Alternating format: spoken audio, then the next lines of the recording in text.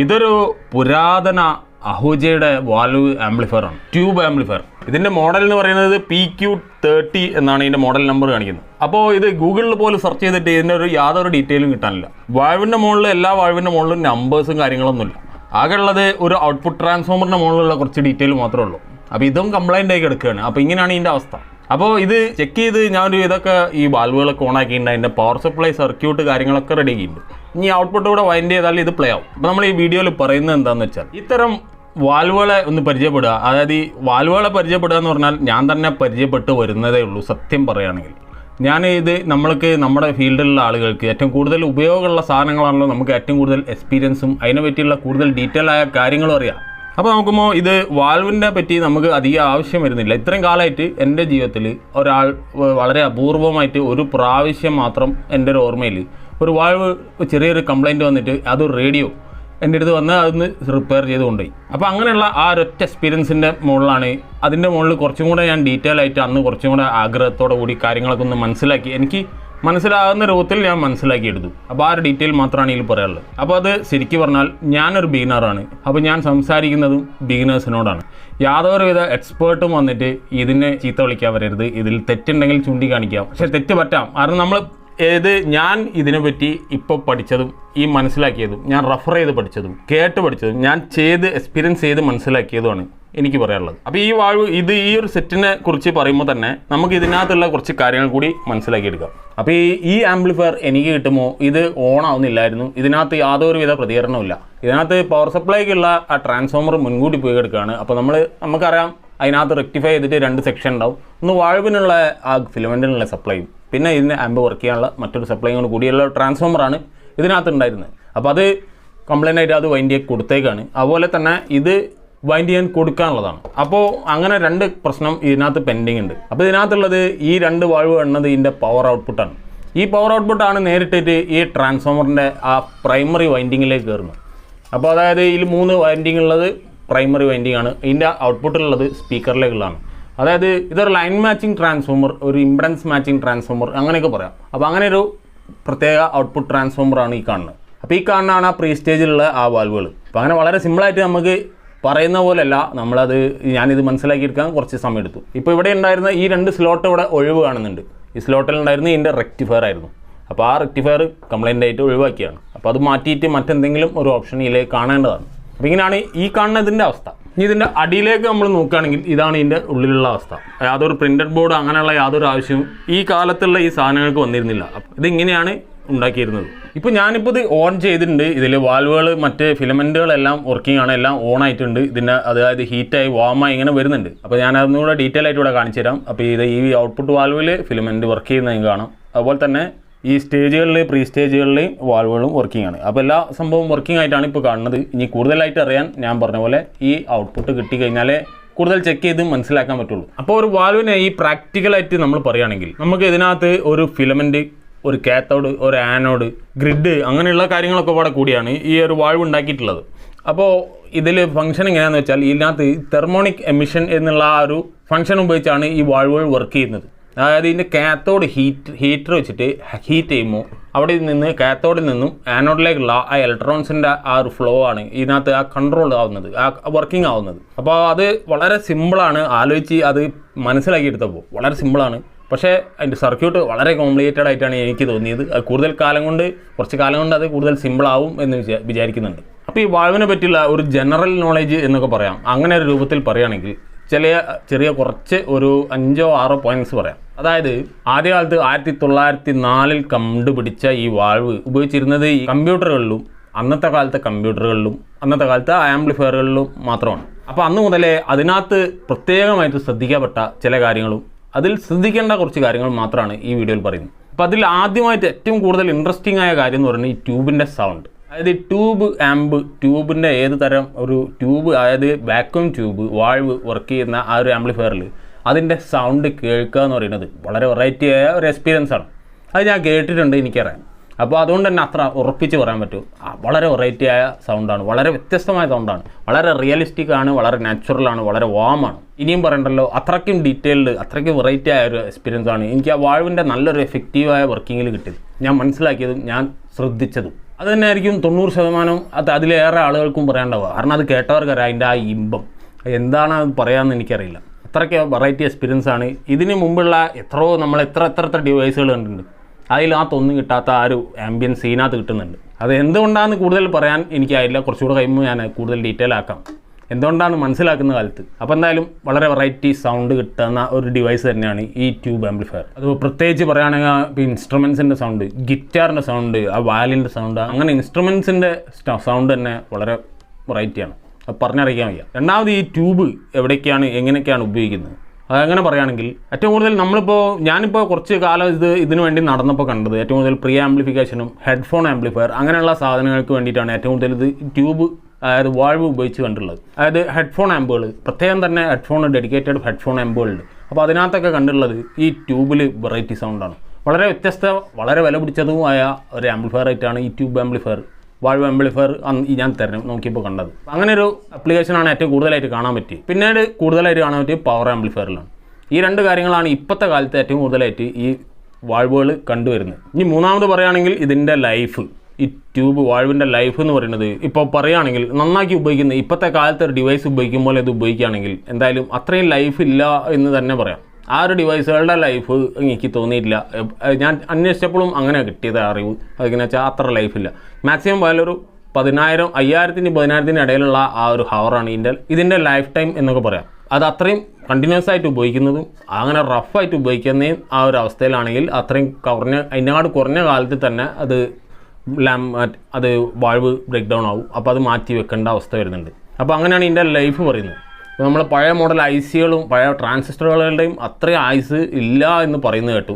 ശരിയാണോ തെറ്റാണോ എന്ന് ആധികാരികമായിട്ട് പറയാൻ എനിക്കായില്ല. കുറച്ചുകൂടെ അതിനെ പറ്റി ഡീറ്റെയിൽ ആയിട്ട് അറിഞ്ഞാലേ പറയാൻ പറ്റുള്ളൂ. അപ്പോൾ അങ്ങനെയാണ് ഇതിൻ്റെ ലൈഫിൻ്റെ കാര്യം. പിന്നെ വളരെ റിസ്ക്കിയാണ്.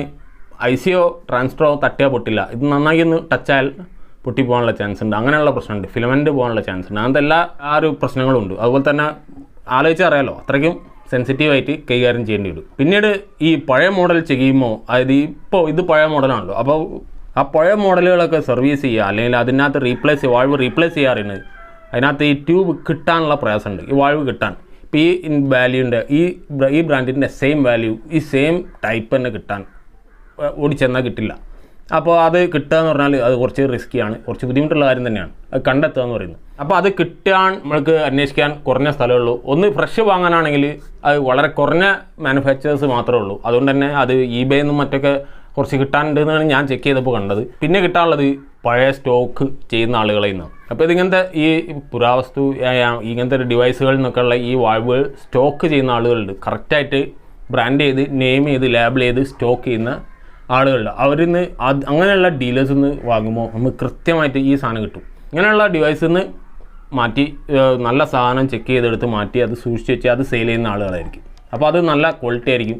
ആ കാലത്ത് നല്ല അടിപൊളി നല്ല കാലത്ത് ഇതിൻ്റെ ഗോൾഡൻ കാലത്ത് ഉണ്ടാക്കിയതായതുകൊണ്ട് അതിനകത്ത് മായം കാര്യമൊന്നും ഉണ്ടാവില്ല, നല്ല ക്വാളിറ്റി ആയിരിക്കും. അപ്പോൾ അതാണ് അത് കിട്ടാൻ കുറച്ച് ബുദ്ധിമുട്ടുണ്ട് എന്നുള്ളതാണ് ആദ്യത്തെ ആ ഒരു അനുഭവം അതിനെ പറ്റി പറയാനുള്ളത്. പിന്നെ കുറച്ച് എക്സ്പേർട്ടുകളുടെ അഭിപ്രായം എന്താണെന്ന് വെച്ചാൽ ഇതിങ്ങനെ കുറേ കാലമായിട്ട് ഇതിൻ്റെ മുകളിൽ വർക്ക് ചെയ്യുന്ന എക്സ്പേർട്ടുകളുടെ അഭിപ്രായം പറയുകയാണെങ്കിൽ ലേറ്റസ്റ്റ് ട്യൂബുകൾ വാങ്ങുന്നതിനായിട്ടും വാൾവുകൾ വാങ്ങുന്നതിനായിട്ടും ഈ ഓൾഡ് സ്റ്റോക്ക് വാങ്ങി ഉപയോഗിക്കുന്നതാണ് ഏറ്റവും നല്ലതെന്നാണ് എല്ലാവരും അഭിപ്രായം. ആ അഭിപ്രായം എന്താണ് അവസ്ഥ എന്നുള്ളത് നിങ്ങൾക്ക് അനുഭവം ഉള്ളവർക്കറിയാം. എനിക്കത്ര എക്സ്പീരിയൻസ് ആയി വരുന്നേ ഉള്ളൂ. അപ്പോൾ ആയി വരുമ്പോൾ ഞാൻ അതിനെക്കുറിച്ച് ആധികാരികമായിട്ട് പറയാൻ പറ്റും. പിന്നീട് പറയാനുള്ളത് ഇത് വാങ്ങിക്കഴിഞ്ഞു. ഇത് 2 ഔട്ട്പുട്ടാണ്. അപ്പോൾ ഇതിൽ ഒന്ന് പോയി ഞാനൊന്ന് ഇത് സെയിം തന്നെ വാങ്ങി. ഈ വാങ്ങിക്കഴിയുമ്പോൾ ഇപ്പോൾ ഞാൻ ആദ്യം പറഞ്ഞ ആ സാധനം കിട്ടാൻ ആ ഒറിജിനൽസ് തന്നെ കിട്ടണമല്ലോ, സെയിം തന്നെ കിട്ടണം. അപ്പോൾ അത് ഇതും തമ്മിൽ വാങ്ങുന്ന ഇത് ആണെങ്കിൽ ഇതിൽ പഴയതുള്ളതാണെങ്കിൽ ഇവർ തമ്മിൽ മാച്ച് ചെയ്യണം. ഈ മില്ലി വോൾട്ട് വരെ മാച്ച് ചെയ്യണം. ഇല്ലാച്ചാൽ നമുക്ക് ഇതിനകത്ത് വർക്ക് ചെയ്യുന്നത് ഒരു പുഷ് പുൾ ആംപ്ലിഫിക്കേഷനാണ്.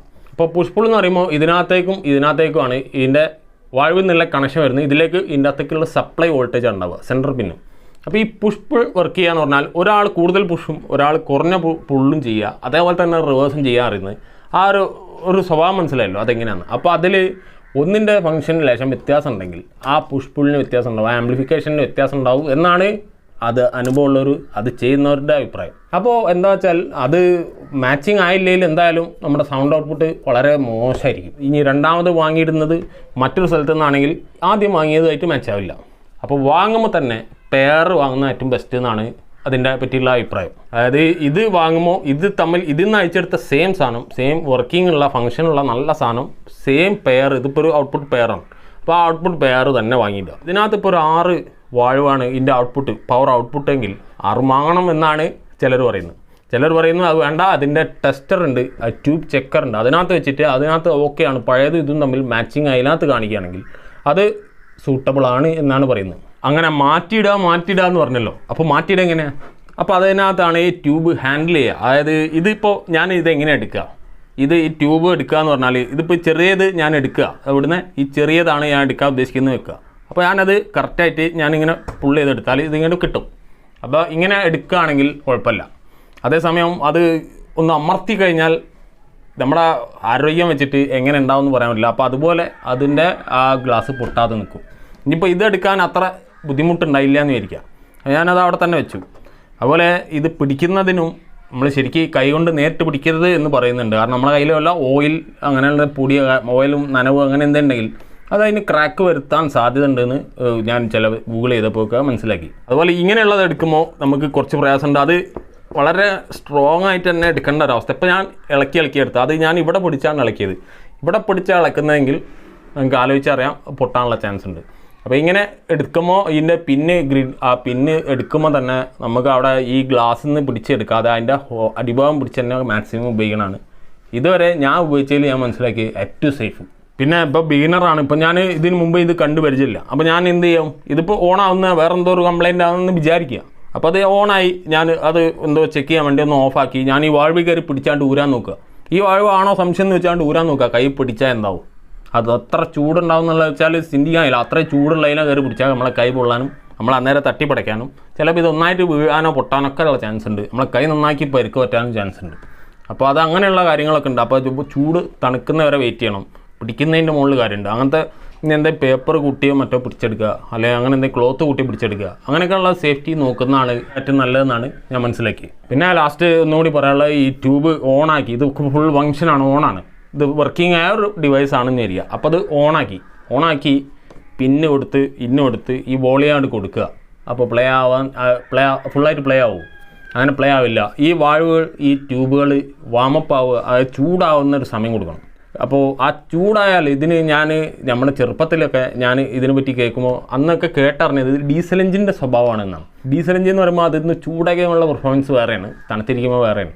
അപ്പോൾ അതേപോലെയാണ് പറഞ്ഞു കേട്ടതാണ്. ഇതും വാമായാലേ അതിൻ്റെ യഥാർത്ഥ ഔട്ട്പുട്ട് കിട്ടുള്ളൂ, യഥാർത്ഥ പെർഫോമൻസ് കിട്ടുള്ളൂ. വാമാവാൻ തന്നെ കുറച്ച് ടൈം എടുക്കും. ഇപ്പോൾ ലേറ്റസ്റ്റ് വാൾവിനെ പറ്റിയുള്ള ഡീറ്റെയിൽ എനിക്കറിയില്ല. ഈ അടുത്ത് ഞാനിപ്പോൾ ഇത് കൊണ്ടുവരുന്നിടത്ത് നിന്ന് മറ്റൊന്ന് ചെക്ക് ചെയ്തിരുന്നു. അപ്പോൾ അവിടെ നിന്ന് അത് വാൾവ് ഹീറ്റ് ഏകദേശം 15 മിനിറ്റിലേറെ എടുത്തു.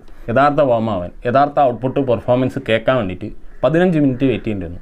അപ്പോൾ അത്രയും സമയം എടുത്തിട്ടാണ് ഇതിൻ്റെ ആ വാമപ്പ് ഫുള്ളായത്. അപ്പോൾ അങ്ങനെ എന്തുകൊണ്ടും വളരെ അഡ്വഞ്ചറസ് ആയിട്ട് ഉപയോഗിക്കാൻ പറ്റിയ ഒരു ആംപ്ലിഫയർ തന്നെയാണ് ഈ ബാൾബ്. അപ്പോൾ എന്തായാലും ആ ഒരു നല്ലൊരു ടൈപ്പ്, ഇപ്പോൾ മാക്കിൻടോഷിൻ്റെയൊക്കെ കുറച്ച് ലേറ്റസ്റ്റായ ആംപ്ലിഫയറുകൾ പറ്റി കുറച്ച് ഗൂഗിളിലും മറ്റ് ആഡിലൊക്കെ കാണാണ്ടായി.